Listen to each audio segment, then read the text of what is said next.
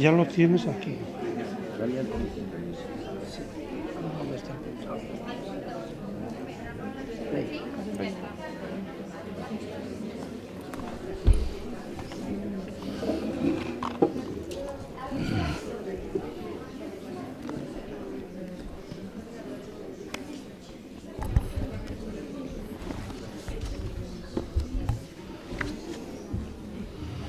Cuando me digas. Cuando quieras.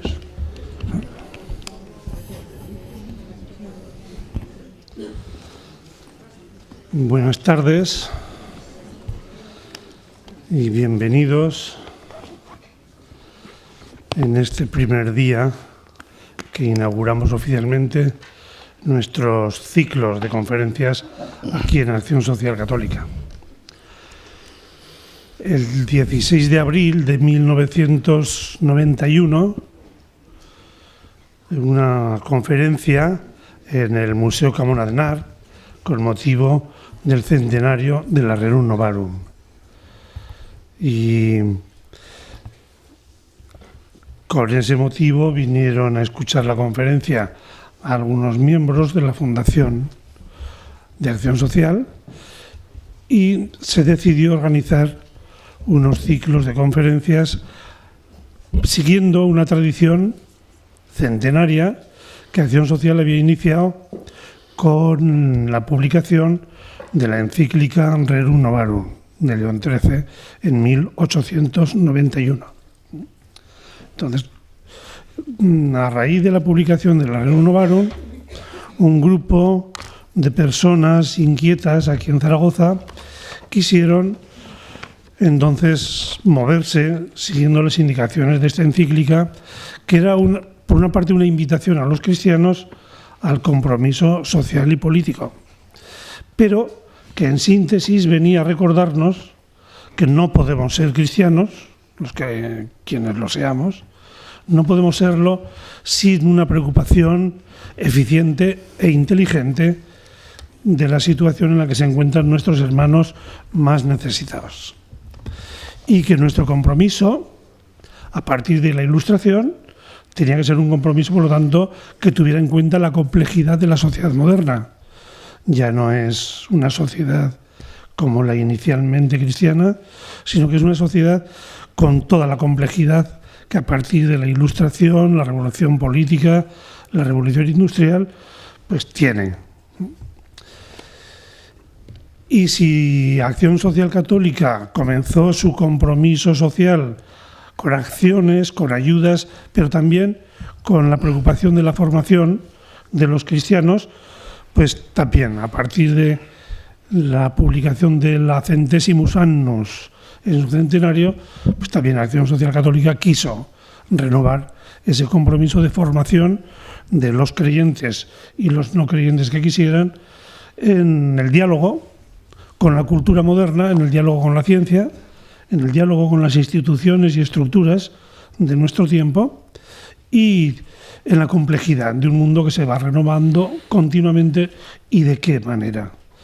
Este año, por lo tanto, celebramos los 25 años del comienzo de estas conferencias. Y tenemos el honor de hacerlo con don Manuel López Pérez, nuestro querido rector hasta hace poco y siempre rector en el corazón de todos los que lo conocemos.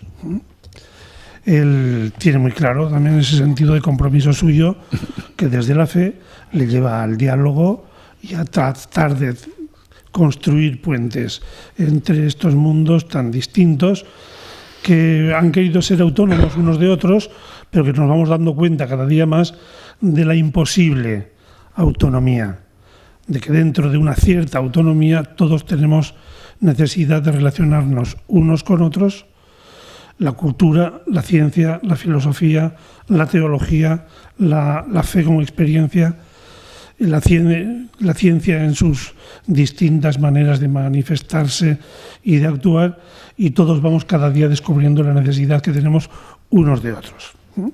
Pues en la construcción de esos puentes es donde queremos trabajar. Y hoy inicia pues este ciclo don Manuel López. Le agradecemos mucho su presencia entre nosotros, él que además de rector hasta hace poco es profesor de biología molecular y conoce mucho el mundo de la biología y la genética, pues es, por lo tanto, para nosotros un referente de eso que queremos hacer y construir. Muchas gracias, don Manuel, por esta disponibilidad y vamos a estar muy atentos y muy pendientes a lo que nos diga. Pues, en primer lugar, agradecer mucho la oportunidad de estar otra vez aquí.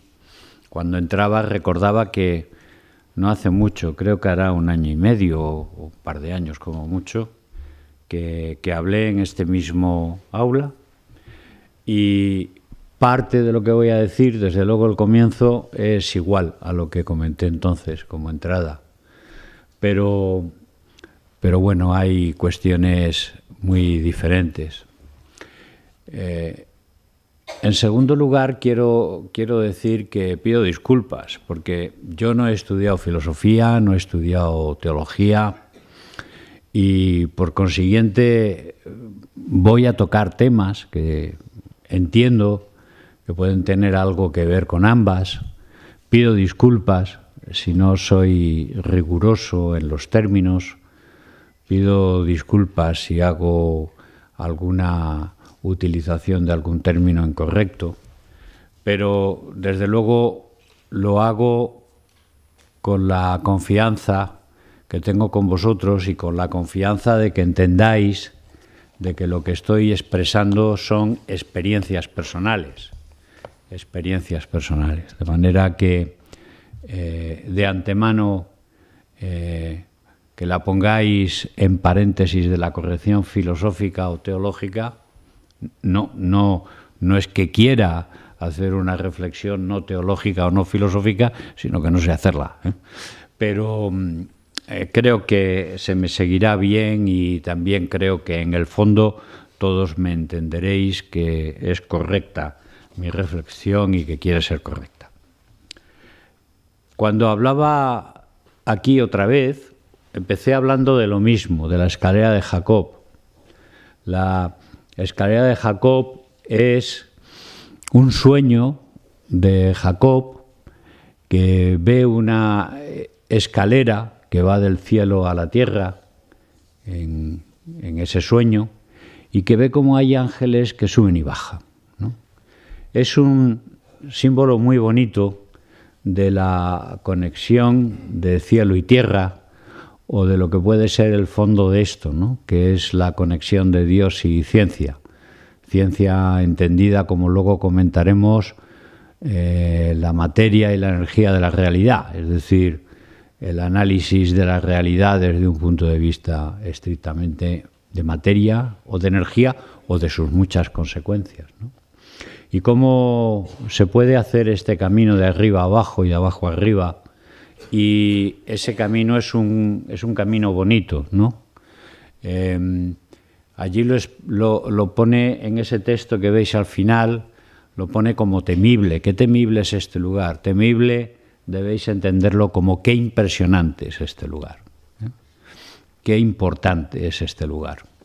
Y desde una mentalidad moderna, qué importante y qué necesario es este lugar de ir de ciencia a Dios y de Dios a la ciencia. Bien, empiezo confesando. Bueno, tengo que decir una cosa que luego ya seguro que lo notaréis, y en alguna de mis equivocaciones estarán clarísimas, y es que yo veo muy mal, yo veo muy mal, de manera que ya os anticipo, me equivocaré, y en algún momento tendré que utilizar mis gafas o improvisaré, Veo muy mal, de manera que yo esto no lo veo, y eso que lo vería muy mal, pues lo veo un poco más, pero veo mal. Entonces, y quiero agradecerle a un amigo mío, que es Ángel Calvo, que estará sentado por aquí, pero que no le veo, que es quien me ha corregido, y permito decir que no hay faltas ortográficas, ni errores de escritura, no por mí, sino por él.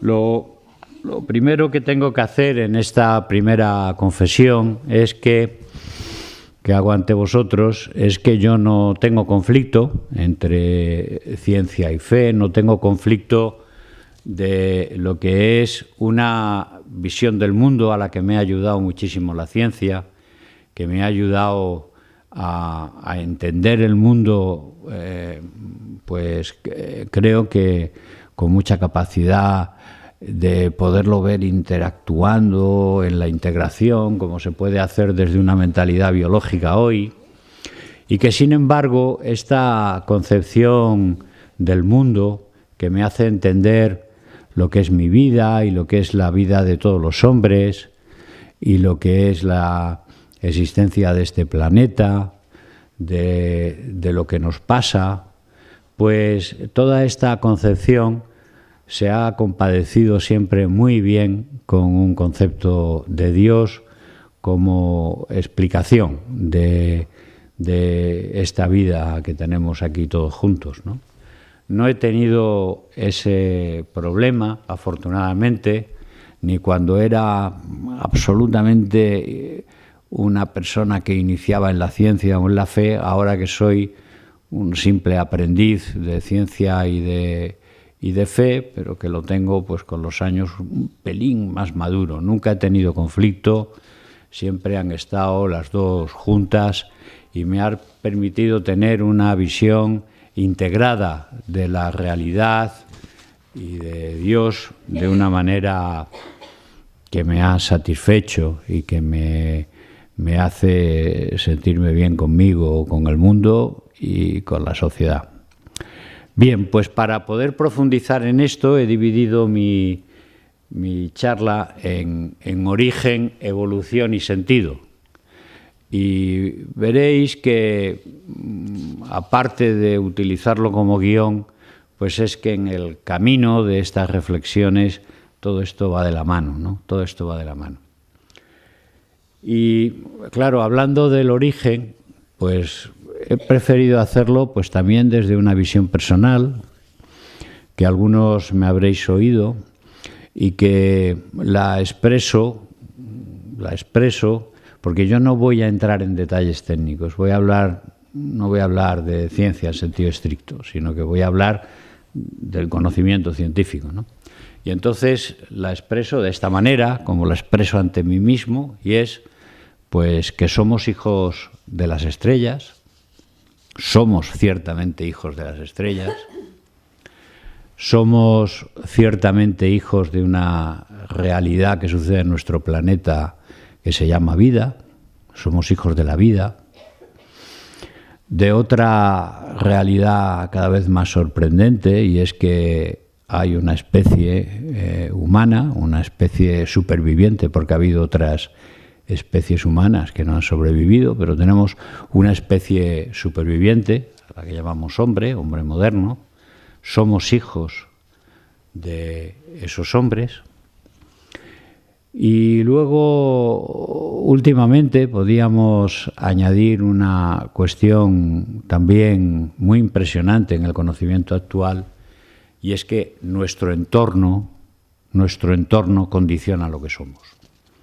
Y vamos a ir desarrollando esas ideas, empezando en primer lugar por que somos hijos de las estrellas. Somos hijos de las estrellas porque muchas veces no nos damos cuenta de que los átomos y las partículas elementales que componen no cualquier cosa, sino nuestro cuerpo, por ejemplo, o este mundo, este planeta en el que estamos, pues han dado muchas vueltas por el universo. Somos, de alguna manera, polvo de estrellas, acumulados aquí y organizados como estamos aquí. Lo somos. Somos hijos de las estrellas. Y eso a mí me conmueve mucho. Y cuando lo quiero decir así, no creáis que esto es una cosa poética, ¿no? Sin entrar en detalles, que no quiero ni es la intención de esta charla. Algunos de vosotros seréis expertos, otros lo habéis visto, otros quizás no, pero las estrellas tienen una vida, ¿no?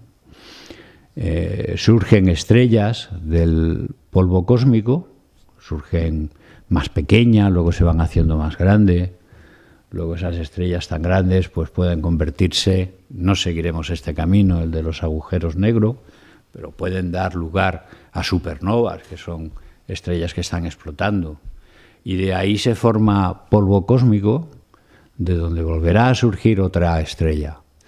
De manera que nuestro Sol que vemos no es un Sol que haya surgido, para que me entendáis, con el Big Bang, con el comienzo del universo. Pues posiblemente es la segunda o la tercera generación de polvo de estrellas, de átomos, de nubes de estrellas. De manera que, fijaros qué impresionante, ¿no? O sea, somos hijos del universo y a mí esto siempre me ha afectado mucho. Cuando miro este cuadro de Van Gogh, me gusta mucho, se llama Noche estrellada. Fijaros que está representando las estrellas en esta impresión que hace un pintor impresionista como Van Gogh. El cielo no está ahí parado, está moviéndose, está girando, está creando, ¿no? Y abajo pues hay un pueblo, hay árboles, hay una roca. Está totalmente señalando muy bien, y por eso me gusta mucho esta figura, porque representa esto de que esas estrellas que vemos allí es de donde venimos, ¿eh? Somos polvo de estrellas.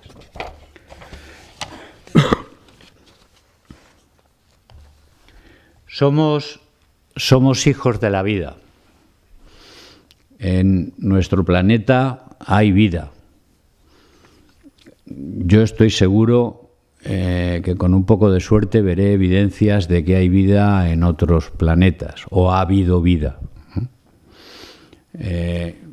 Digamos que la principal cuestión es que desde el punto de vista científico es difícil entender que no haya vida en otros planetas que tengan unas circunstancias parecidas a la nuestra, ¿no? Pues aquí hay vida. Y posiblemente, y esta es la visión científica de los que trabajan ahora en el tema, no es que la vida surgiera una vez en el planeta Tierra, posiblemente surgió varias veces y solo una vez prosperó. Esto vuelve a insistir en esta idea que ya voy poco a poco centrando, ¿no? Que es la cantidad de cosas que ha tenido que pasar para que estemos aquí, ¿no? ¿Cuántas veces surgió la vida? ¿Dónde surgió la primera vida? Y no sé si sabéis, muchos lo sabéis mucho mejor que yo, porque además seréis profesores de esto, que desde que surge la vida hasta que este tiempo de hoy ha habido numerosas extinciones en nuestro planeta. Extinciones que han supuesto una pérdida de diversidad, es decir, de especies o de familias importantísimas. Aquí lo que tenemos representado en esta imagen es una foto, bueno, no es una imagen, es una recomposición, ¿no? Un dibujito, que expresa muy bien el entorno en el que debió surgir la vida, o en la que surgieron la vida varias veces y solo prosperó una, o a lo mejor más de una, pero desde luego algún entorno común tenemos que tener. Y ese entorno en el que surgió la vida aquí, pues debió ser en un entorno muy agresivo, volcánico, muchas tormentas eléctricas, una atmósfera reductora, hoy imposible de respirar, mucha radiactividad, bombardeada por meteoritos. Otra de las posibilidades no descartadas, sino que forma parte de una hipótesis real, es que pudo llegar a alguna forma de vida primitiva, no extraterrestres con cascos, sino que pudo llegar a alguna forma de primitiva de vida a la Tierra procedente del sistema solar. No se sabe, pero en algún punto de este elemento surgió la vida, y en una larga historia que cada uno de los numeritos que hay puesto ahí, que son 5 numeritos, lo que está marcando es que al menos hubo 5 grandes extinciones de especies, ¿eh? No sabemos si nosotros estamos preparando la sexta, ¿eh? No sabemos, pero este tema lo tocaremos luego. Pero desde luego hubo grandes extinciones en la Tierra. De cada extinción la Tierra salió superada. la vida salió superada. Bueno, pues al cabo de no saber cuántas veces empezó la vida, al cabo de empezar la vida con mucha debilidad, al cabo de muchas extinciones, resulta que nosotros ahora estamos aquí como hombres. Y bueno, para que los hombres hayamos estado aquí, pues tiene que haber pasado que los simios se pusieran de pie, eso luego lo veremos, que aparecieran muchos homínidos que muchos no prosperaron, pero alguna línea de homínidos tiró adelante. Por lo menos ahora conocemos 4 especies humanas, la nuestra y 3 más. Las otras 3 están extinguidas, hombres. Pero nosotros somos los que sobrevivimos. Y en una historia muy bonita que comentaré brevemente, que muchos me habéis oído contar, pues además la vida humana es consecuencia de muchas migraciones. Esto lo comento ahora para que se entienda bien que todos somos hijos de refugiados. Todos somos hijos de refugiados. Bueno, pues también a las migraciones sobrevivimos y entonces en esta imagen del camino de la aparición del hombre desde los simios hasta el hombre, la evolución humana, pues hay que decir que sabemos que procedemos de África, sabemos que procedemos de esta parte de la derecha de lo que está marcado, hay marcado en África unos canales azules de colores, que es el Valle del Rif, que separa el Cuerno de África de la zona selvática. Surgimos de la parte de la derecha del Cuerno de África, la parte de sabana, ahí surgen todos los homínidos, los simios se ponen de pie para sobrevivir en la sabana y de ahí aparece el hombre. Esa zona del Valle de Rif seguro que todos la recordáis porque es la zona de los grandes lagos africanos, donde tantos conflictos ha habido. Y luego, pues desde ese punto de África que está marcado con una L, pues el hombre surgimos hace 200.000 años y a lo largo de grandes emigraciones y de grandes fracasos de migraciones, pero fracasos enormes, de grandes fracasos de migraciones, pues ocupamos hoy la Tierra. Somos hijos del hombre, somos hijos de migrantes. Bueno. Y entonces, en esta situación llegamos a otra cuestión mucho más moderna, que ahora tenemos que empezar a entendernos, que también no somos hijos genéticos, sino que somos hijos del entorno. Somos hijos del entorno quiere decir que la alimentación que hemos tenido, que el clima que hemos sufrido, que las relaciones sociales que hemos tenido, forman parte de nuestro material genético. Esto es un cambio conceptual tremendo. Heredamos los genes, pero los genes se modifican. Ahí, en la siguiente diapositiva, está muy bien marcado este concepto. Lo de abajo es un cromosoma. Y luego del cromosoma sale la cromatina, ¿no? Y de la cromatina sale el ADN. Y en la parte de arriba sale un ADN con unos puntitos. Ese ADN con esos puntos marcados es que son modificaciones químicas de las bases del ADN. Eso lo produce el entorno. Entonces hoy hay unas evidencias tremendas, importantísimas, de hechos que no quiero comentar, pero que significa no solo que el entorno de nuestros padres ha afectado a nuestros padres, sino que el entorno de nuestros padres nos afecta a nosotros genéticamente. O no solo que un sufrimiento fetal afecta al feto, sino que afecta a toda la vida de ese feto, y así sucesivamente. O no solo que una mala nutrición de niño afecta al niño, sino que afecta al adulto, y así sucesivamente. De manera que también somos hijos del entorno. También tenemos una dependencia del entorno. Entonces, esto que marco como el origen de dónde venimos, pues nos lleva, a mí me lleva a la conclusión que voy a poner de que ahora pues yo estoy aquí, me lleva a mí. las estrellas, la vida, los homínidos, las emigraciones, el entorno, todo me lleva a que yo esté aquí con vosotros. Y me vais a perdonar que yo me ponga así, como Homer Simpson. Esta idea no es mía, la he visto cuando hablan muchos de evolución humana y hablan del hombre moderno, ponen a Homer Simpson. Tiene gracia. Pero yo le voy a sacar un poco de punta, porque Homer Simpson, que puede ser un poco de símbolo, de representación caricaturesca del hombre moderno, pues a mí me hace mucha gracia Homer Simpson.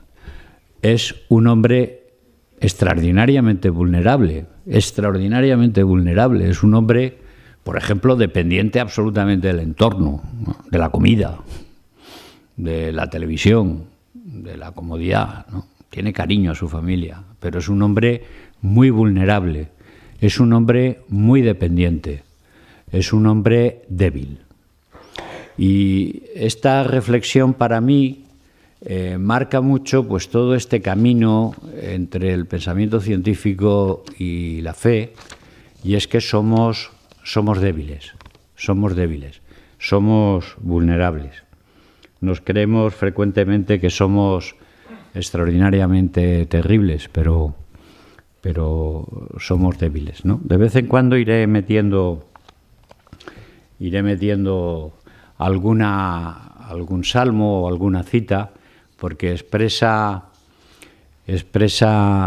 mucho mejor que lo que yo pueda decir, pues lo que es el pensamiento que a mí me inspira esto, ¿no? Y entonces, en este Salmo 148, pues a mí me gusta mucho cuando... o 46, ¿no?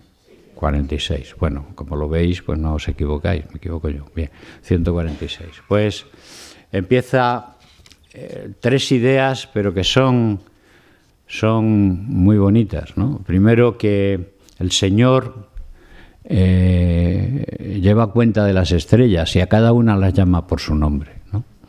Es una manera muy bonita de expresar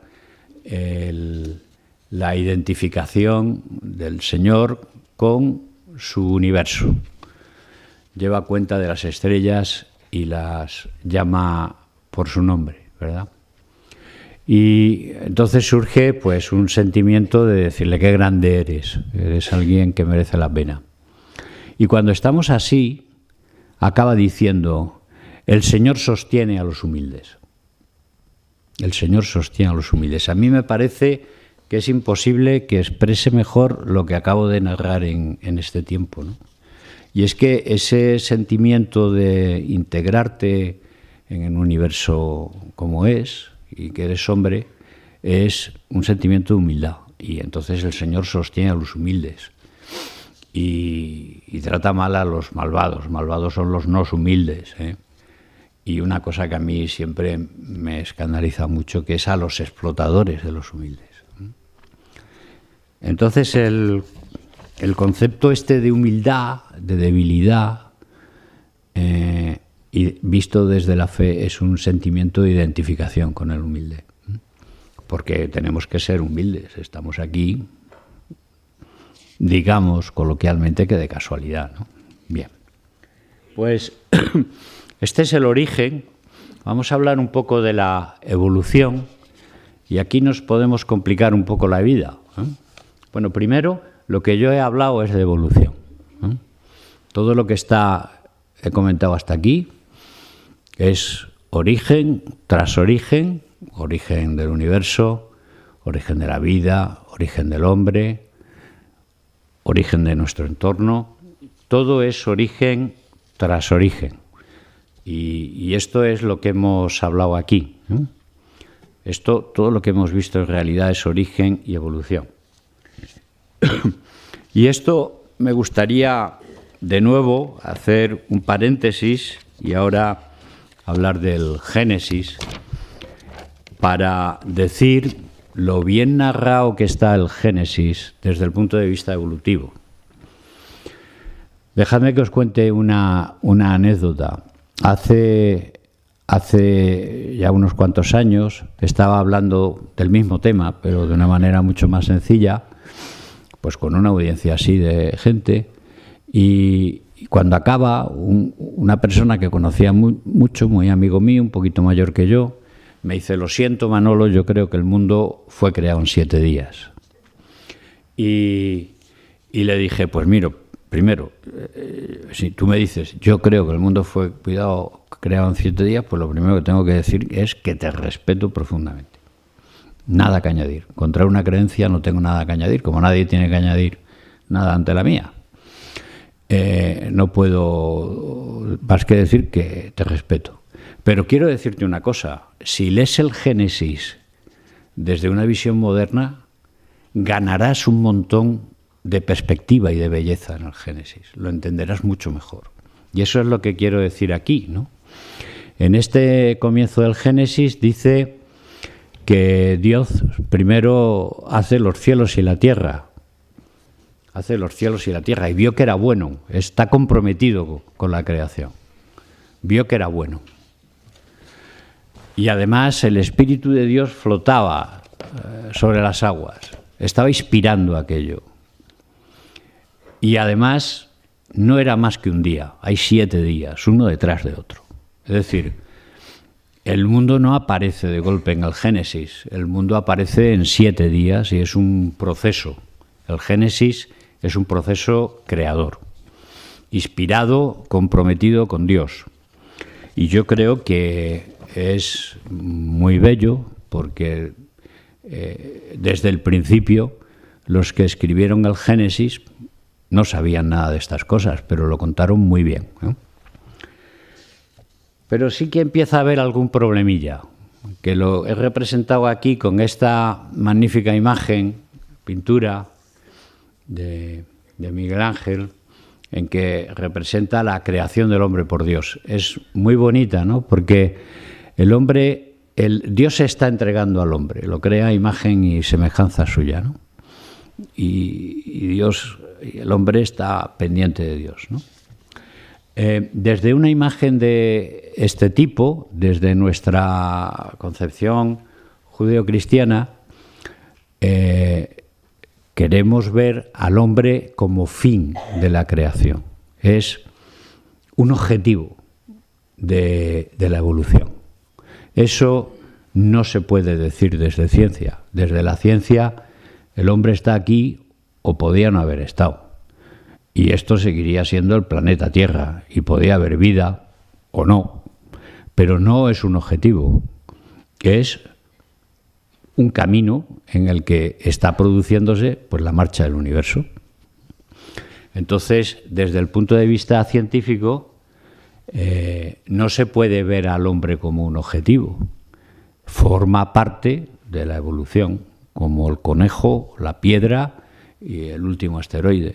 Parte de la evolución, parte de la historia del universo, de la materia y de la energía. Pero nosotros lo vemos de otra manera y a eso iremos poco a poco.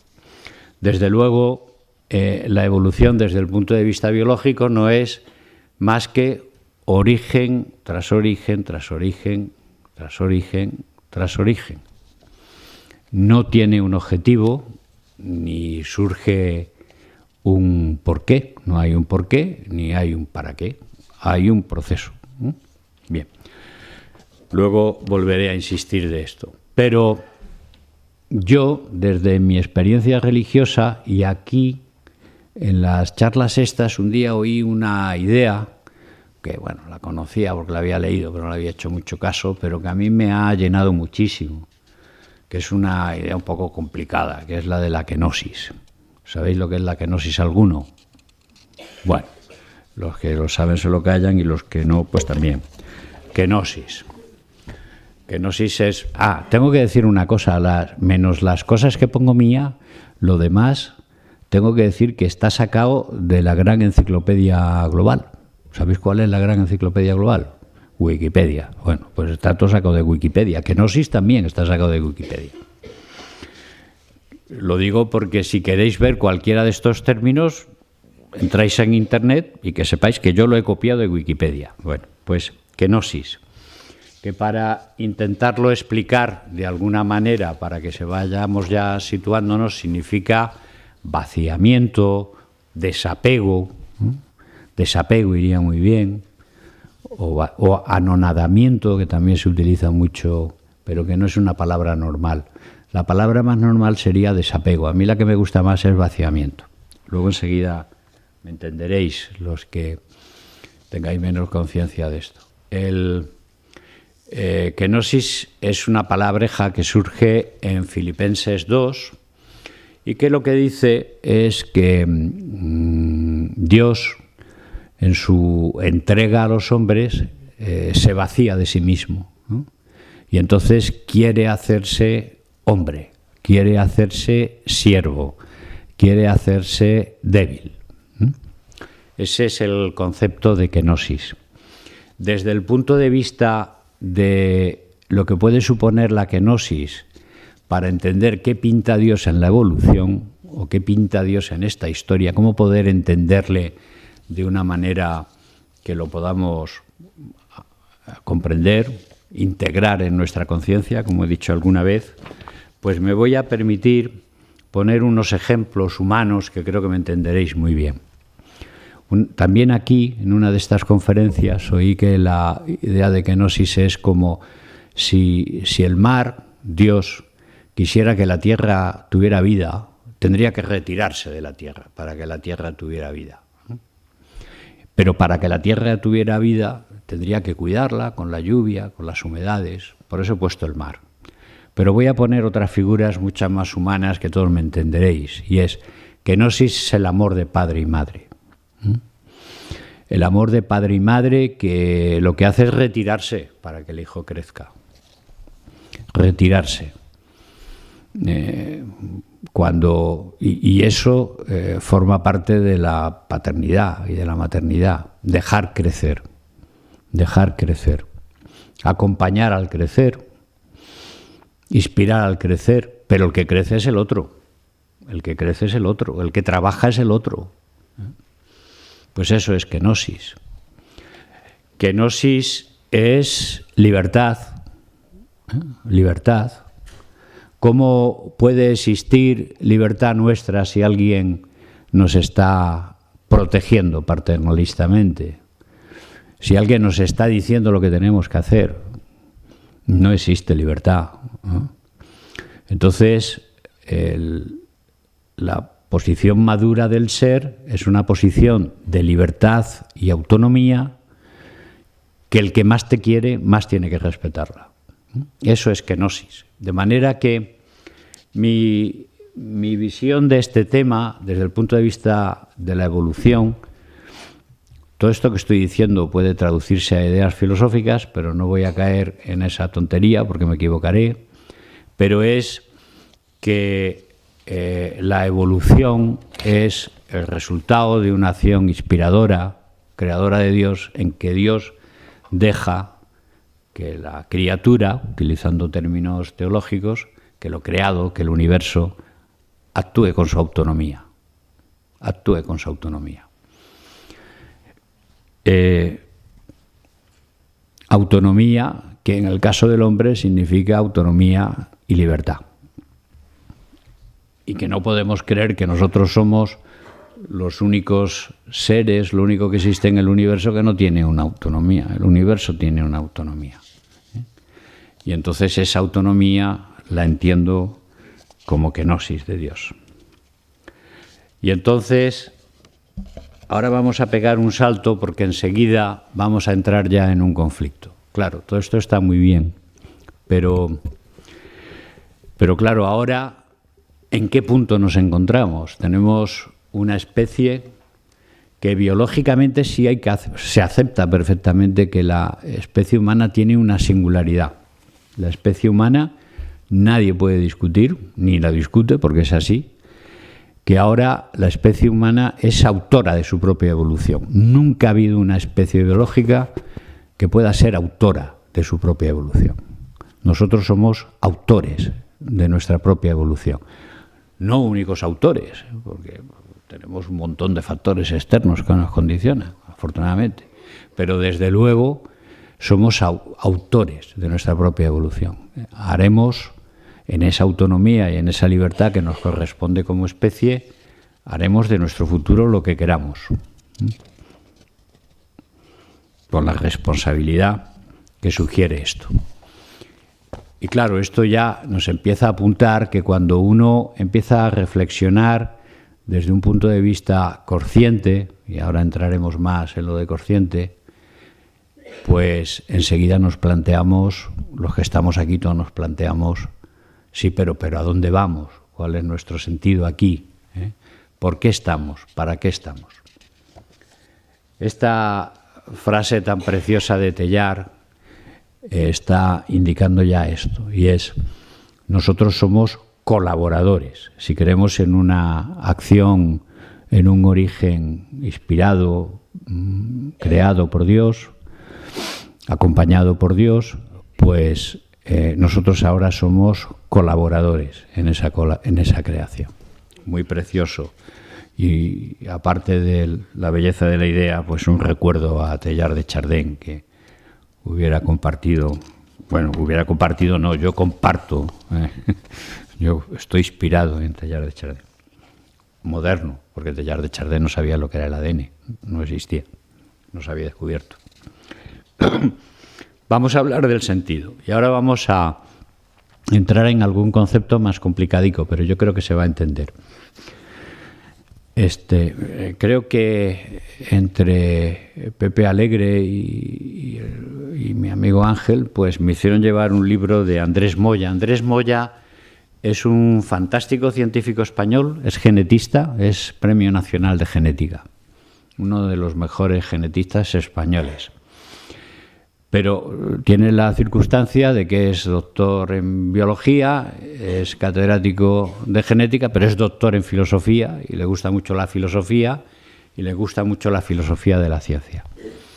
Y sin manifestarse un gran creyente, porque no lo manifiesta, y tampoco estoy seguro de que lo sea, sí que manifiesta una posición muy clara de criticar el absolutismo de la ciencia. El absolutismo de la ciencia, que luego le daremos un nombre, para creer que la ciencia puede explicar toda la realidad y puede explicar el mundo en el que vivimos, y etcétera. Bueno, pues él dice, en esta frase que es un poco compleja, que dice: la realidad es inasible, es decir, inaprensible. Claro, esto es un poco contrapuesto a la idea de que decimos la ciencia lo que estudia es la realidad, mientras la realidad sea materia y energía, la puede explicar. Intenta explicarla, intenta explicar cómo funciona, intenta explicar los procesos. Y aquí dice: la realidad es inasible. Quiere decir, la realidad finalmente, es lo que quiere decir, finalmente tiene algo de inaprensible. No podemos entenderla todo. Yo estoy de acuerdo con él. Muchos científicos no están de acuerdo con esto. Y aquí pues empezamos a tener distintas visiones. No hace falta ser científico creyente, hace falta ser científico que cree en el espíritu, en la trascendencia, con distintas visiones de lo que puede ser Dios. Pero aquí sí que empieza a haber una discrepancia. Aquí he puesto un poco de resumen, esto es mío, de las ideas de Andrés Moya, que lo que dice es que, algo que voy a explicar, la ciencia es un metalenguaje, la ciencia es un metaconocimiento. Meta quiere decir pues algo parecido a un gran conocimiento, un conocimiento que intenta explicarlo todo y que puede explicar, pues yo diría mucho, pero para los científicos lo explica todo. Es un metalenguaje, es un metaconocimiento. Tiene una enorme capacidad explicativa. Eso es lo que quiere decir metalenguaje o metaconocimiento. Una enorme capacidad explicativa, no solo de la materia que explica específicamente, como puede ser la física, o no solo la genética, pero que si ponemos física, genética, sociología, psicología, neurociencia, la capacidad explicativa que tiene es enorme. Yo estoy de acuerdo con esto, pero también tengo que decir que por mucho metalenguaje o mucho metaconocimiento, y lo dice él, lo dice Andrés Moya, pero lo digo yo, no te sirve para darle sentido a tu existencia. No te da ningún sentido a tu existencia. No te da sentido. No te dice ¿para qué estás aquí? No te lo dice. Te dice cómo estás aquí, cómo pueden ir las cosas, qué puedes hacer, pero no te dice para qué estás aquí, qué sentido tiene, ¿no? Y claro, entonces ya vamos entrando más en materia del sentido, ¿eh?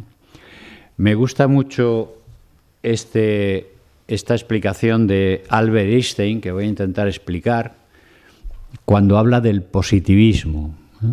Que esto es lo que, digamos, está en el fondo de mucho pensamiento científico que es ateo, o que es agnóstico, o que pasa, que también puede ser, y que es muy respetable, por cierto, ¿eh?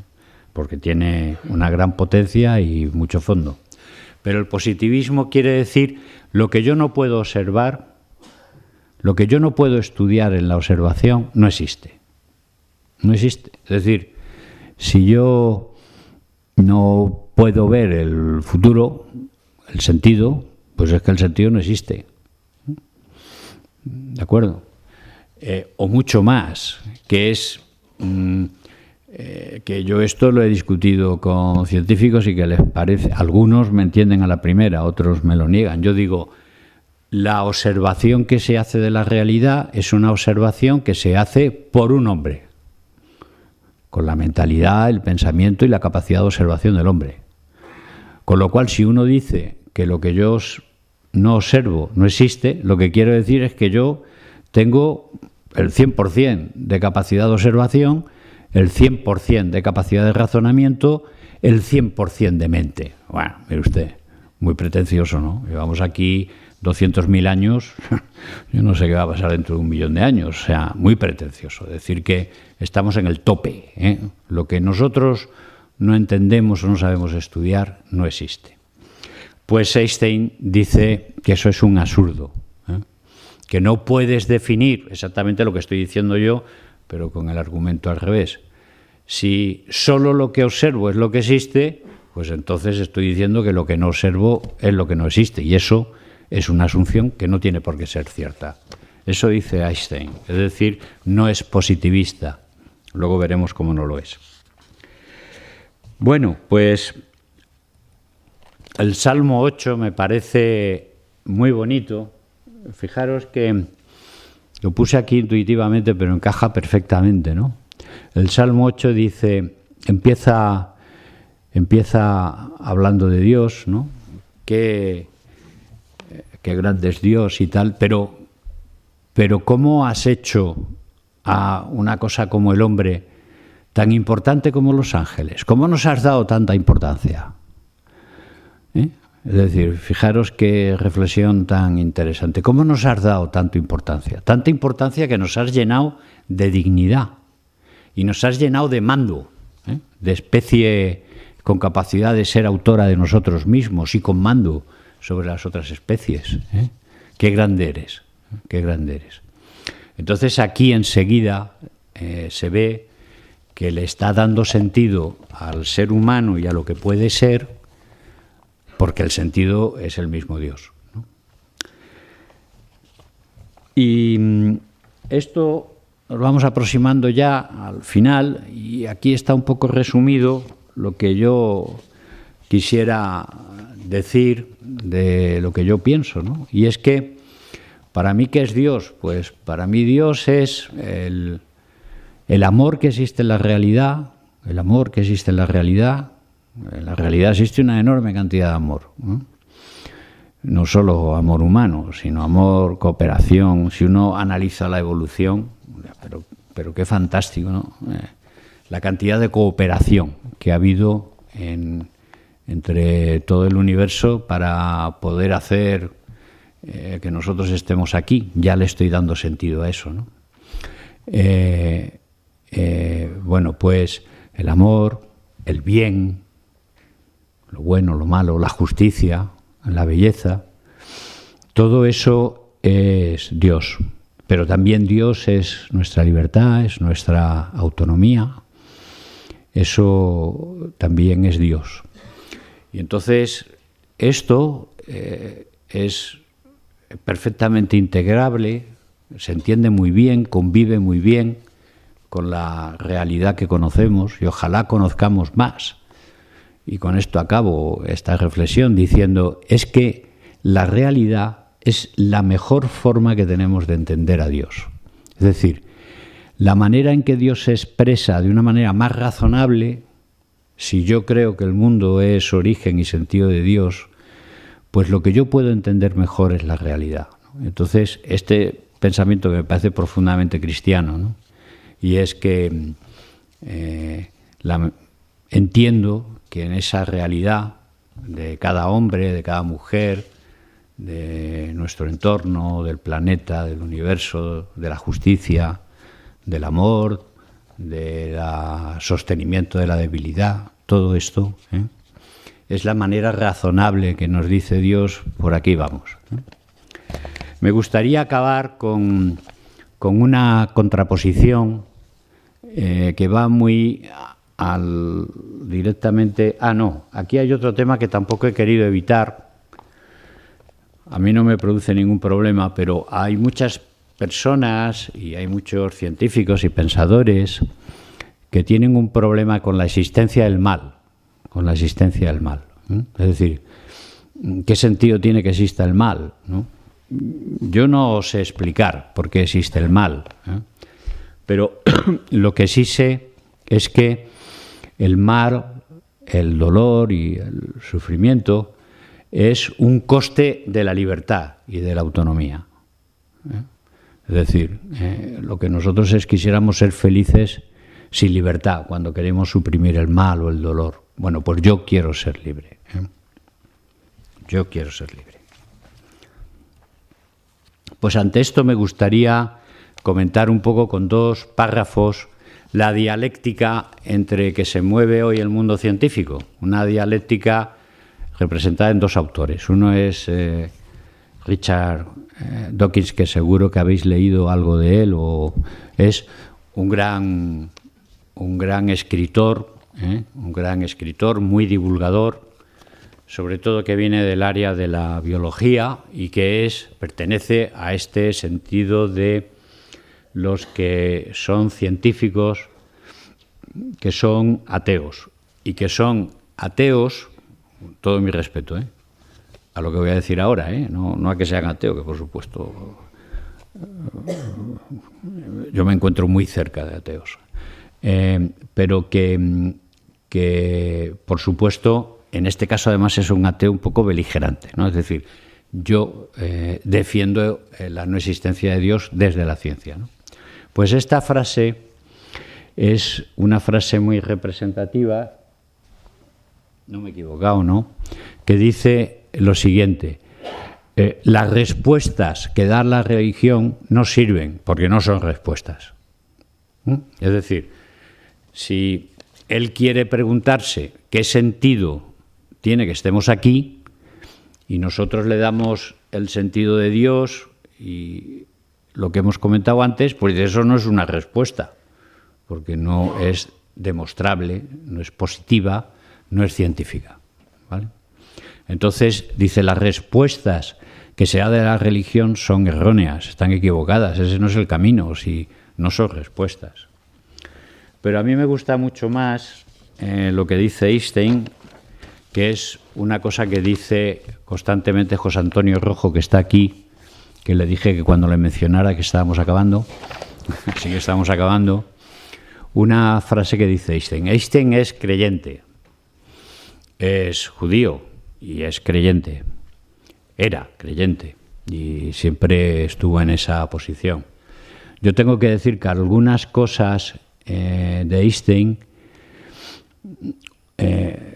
una cosa muy moderna que es la mecánica cuántica, la ha dejado un poco pasado, porque digamos Einstein es el gran científico de antes de la mecánica cuántica. Ahora, con la mecánica cuántica, que introduce conceptos muy novedosos, como es el concepto del azar o respuestas azarosas, etcétera, pues la cosa se complica.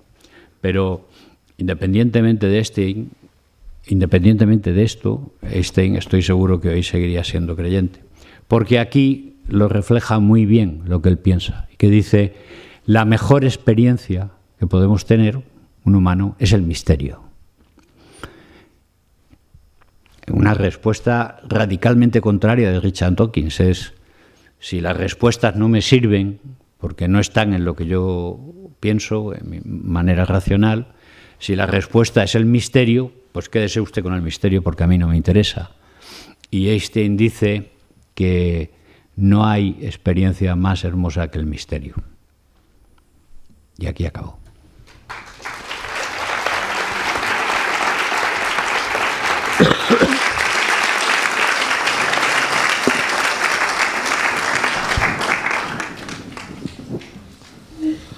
Tenemos unos minutos para poder dialogar.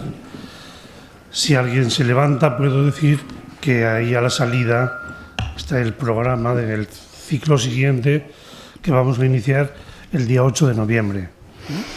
Está ahí el programa. Pero las preguntas ya... Hay una primera pregunta aquí.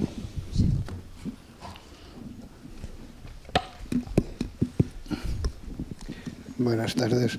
Le felicito por una exposición tan estupenda que ha hecho de la evolución, de la creación del universo, de esas galaxias, esas estrellas, ese planeta Tierra, esa vida que se crea y que llega finalmente a vida racional, a vida humana.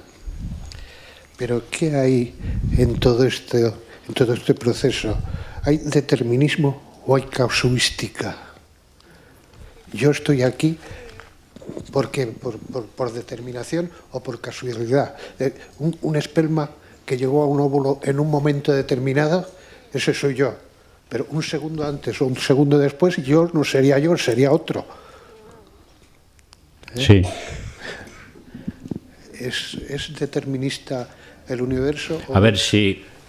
vamos a ver, voy a intentar responder lo que intuyo que hay en el fondo de esto. Durante muchos años, durante siglos, a medida que he ido avanzando el conocimiento racional de la realidad, ¿no?, pues se ha ido expresando la idea de Dios como un Dios. Yo he dicho, no sé si lo he dicho expresamente, pero estaba escrito, yo entiendo que Dios está comprometido en la realidad, está comprometido. Pero lo que no veo es, como se decía cuando empieza a surgir las grandes maquinarias, el desarrollo de los grandes relojes, que Dios es el gran relojero. Dios es el gran relojero.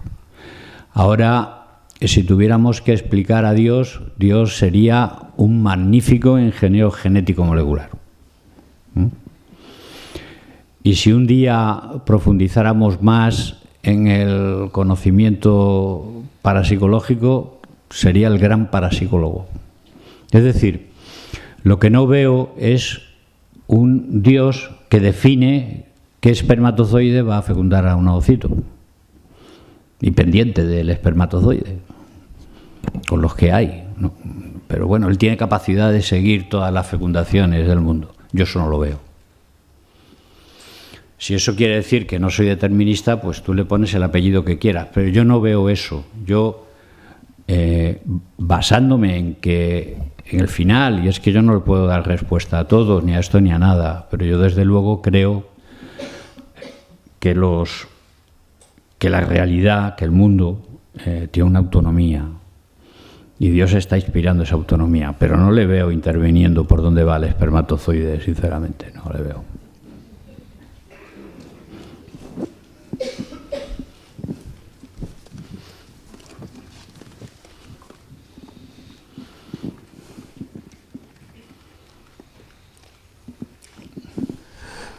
Muchas gracias, don Manuel, por su magnífica exposición, como no podía ser de otra manera, tratándose de un rector magnífico, de un catedrático magnífico, de una persona magnífica. No sé si tomármelo a bien.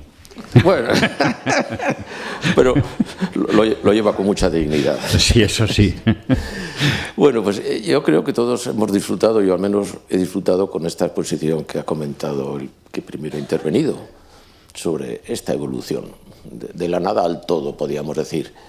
Pero llega un momento en esta evolución en que surge el hombre, pero no es un chispazo, obviamente es dentro del proceso evolutivo.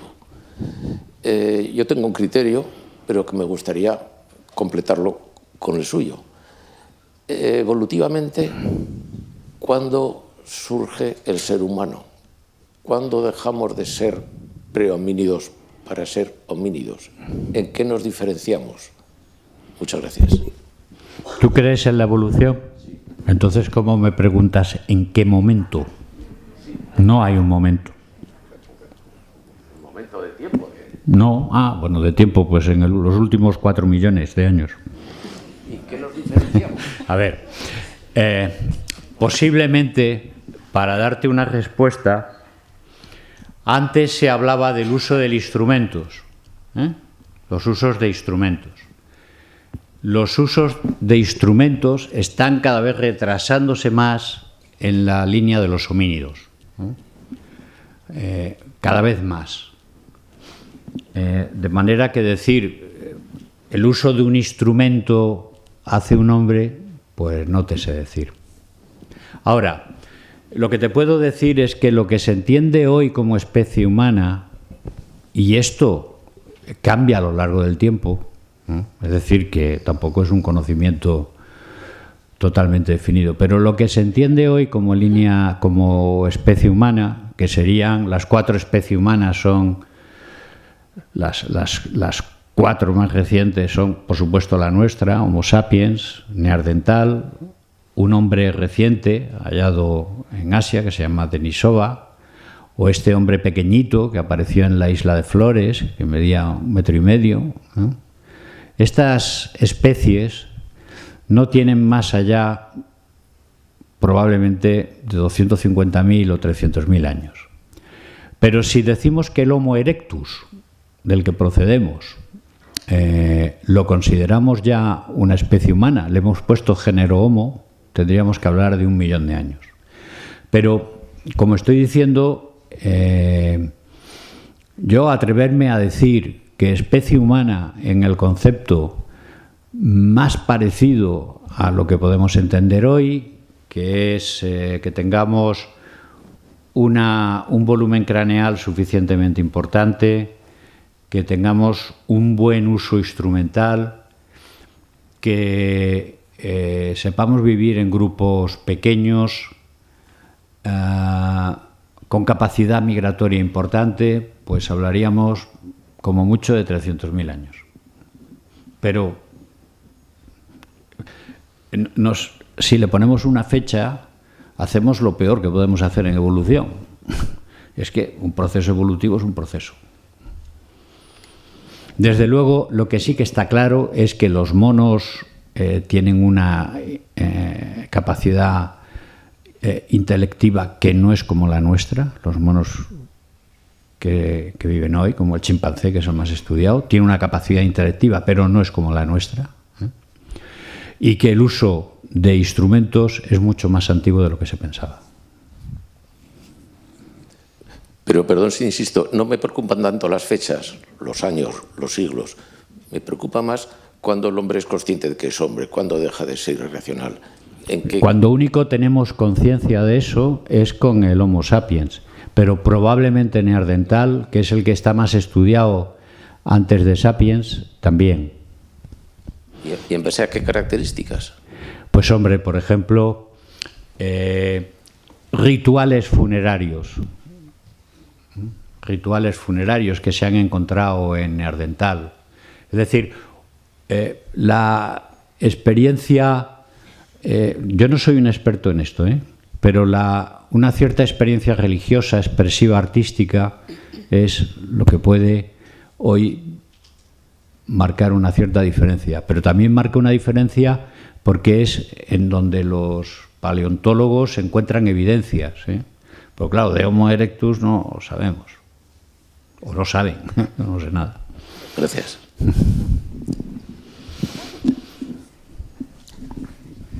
Hay un libro muy interesante que se llama De animales a dioses, y no me acuerdo el autor, que Animales a dioses, en el que sitúa la capacidad social humana en el hecho de ser capaces de crear ideas, es decir, creencias que formen comunidad. Si te interesa eso, de animales a dioses.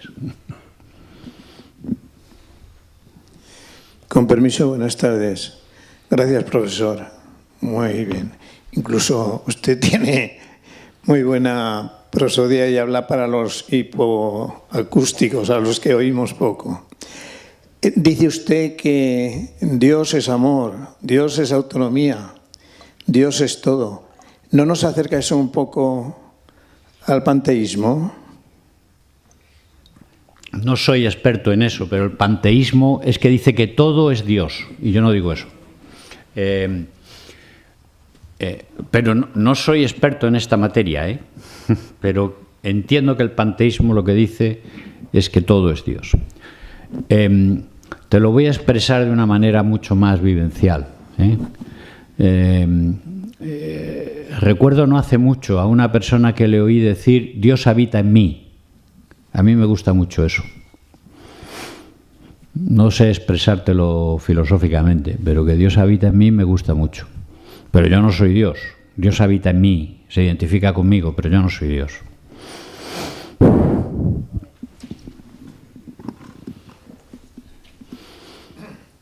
Pero si coloquialmente alguien me dijera yo me siento Dios, si no es un Dios del rock o de la política, no tendría inconveniente en aceptarlo, porque está muy cerca de lo que estoy diciendo yo. Por eso, en el mundo de las ideas no me atrevo a discutir porque no he estudiado filosofía.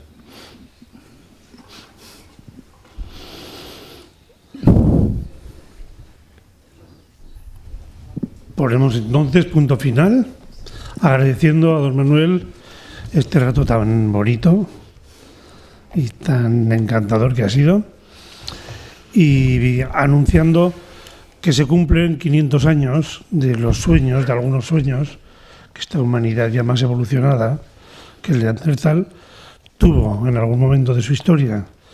Y en esos 500 años soñó con utopías. Alguien dice que si es la trascendencia, el sentido de la trascendencia, lo que nos hace precisamente ser conscientes de ser humanos, ¿no? Pues ese sentido de utopía y de reforma y de cambio en el siglo XVI, XV y XVI tuvo sus sueños y lanzó sus pretensiones. Y ahí vamos a recordar a Tomás Moro, vamos a recordar a Lutero y vamos a recordar los cambios que se introdujeron y que nos condicionaron en nuestra historia posterior. Dedicaremos el mes de noviembre a las conferencias sobre el tema este. Hasta el día 8, buenas noches.